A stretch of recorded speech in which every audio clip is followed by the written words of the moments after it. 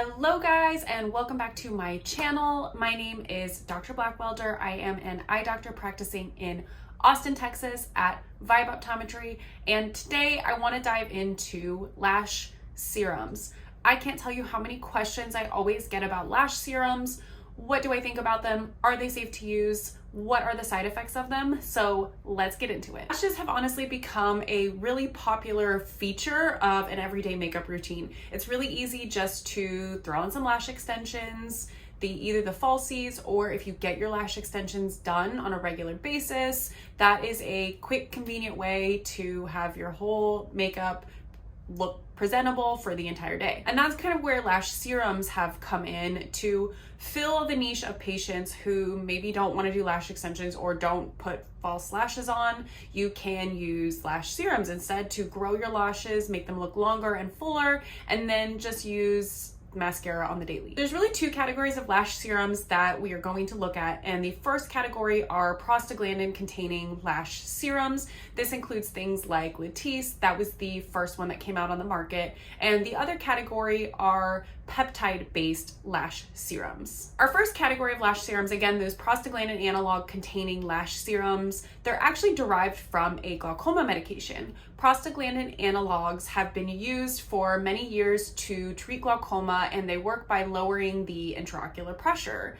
A noted side effect of these was that they grew patients' lashes longer, fuller, and thicker, and out of this noted side effect came Latisse. Latisse was really the first lash serum to hit the market, and it is available still today. It is prescription only, and it is available to use without the IOP lowering effects, so it doesn't lower your eye pressure, but it will grow your lashes longer and fuller. After a lot of cosmetic companies saw the success of Latisse, they started developing their own prostaglandin analog containing lash serums. And these serums, because they're developed by cosmetic companies, they aren't required to advertise the side effects of their lash serum. Some of the side effects of these prostaglandin analog containing lash serums are similar to the side effects we see in the glaucoma medications, and that includes red eyes, skin discoloration, so you'll get darkening of the skin around the eyelids, discoloration of the iris. You can actually, this is more common in patients with lighter eyes. They will see a hyperpigmentation of their iris turning into darker colors. You can also even get lash loss with these, and patients will also notice a sunken appearance because it causes orbital fat atrophy, which is a atrophy of the tissue around the orbit, and so their eyes will look a little bit sunken in, like this patient here. Lastly, these serums can actually cause, again, because they cause red eye, they are known to irritate the ocular surface. They can cause permanent changes to the meibomian glands, leading to permanent dry eye. Cosmetic companies aren't required to get approval from the FDA before they market their products, as long as they are marketing them correctly, in that they are not being used to treat an undesired condition. Rather, they're being used to improve appearance. They don't have to list the side effects that you can possibly experience from these serums. And that's how they avoid scrutiny from the FDA. I've actually looked through a lot of ingredients in a lot of the lash serums, and to be honest, it's really hard to find which ones contain prostaglandins. They sneak the ingredient down lower on the list, so it's not the first thing that you'll read on the ingredient list. And if you are not well versed in what prostaglandin analog, what their chemical structure is, it can be really easy to miss. The names of some of them, I'm going to put them on the screen here. The most common one is isopropyl cloprostenate. That one is used in a lot of different lash serums, and again, it's a prostaglandin analog that can cause these side effects. Another ingredient is ethyl cloprostanolamide. You kind of want to look for things that have the word prost in them, which again can be hard to decipher, but that is the root that indicates to us that there is a prostaglandin in the lash serum that you're using. Some of the lash serums to look for that contain these ingredients include, of course, Latisse, but Grande Lash, Babe Lash Serum, those serums are really popular, and they do contain prostaglandin analogs. Even the Roden & Field's Lash Boost Serum also contains a prostaglandin analog. Now let's talk about the second class of lash serums, and this is the peptide-based lash serum. So this would be an alternative to using prostaglandin analog containing serums, and rather these use peptides. Peptides are just amino acids, and these peptide containing lash serums are intended to support the natural growth and strength of your own eyelashes.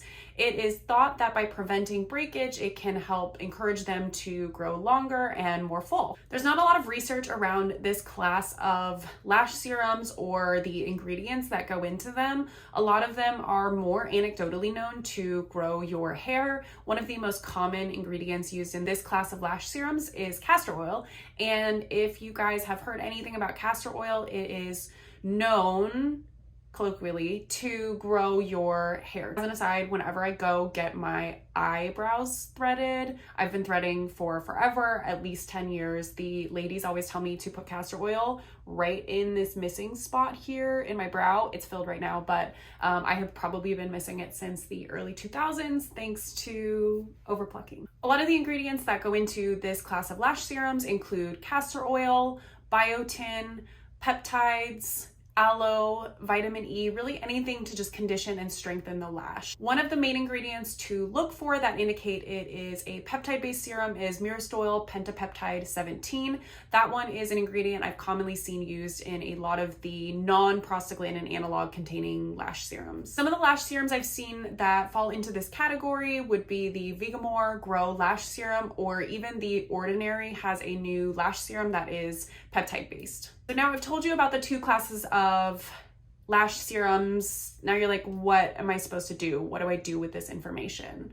Well, from my perspective as an eye doctor, there is no way I will ever be using a prostaglandin analog containing lash serum. As somebody who already has dry eye, I don't want to put anything on my eyes or my lashes that might make that worse. So if you are someone like me who suffers with dry eye, I would probably avoid this class of medications.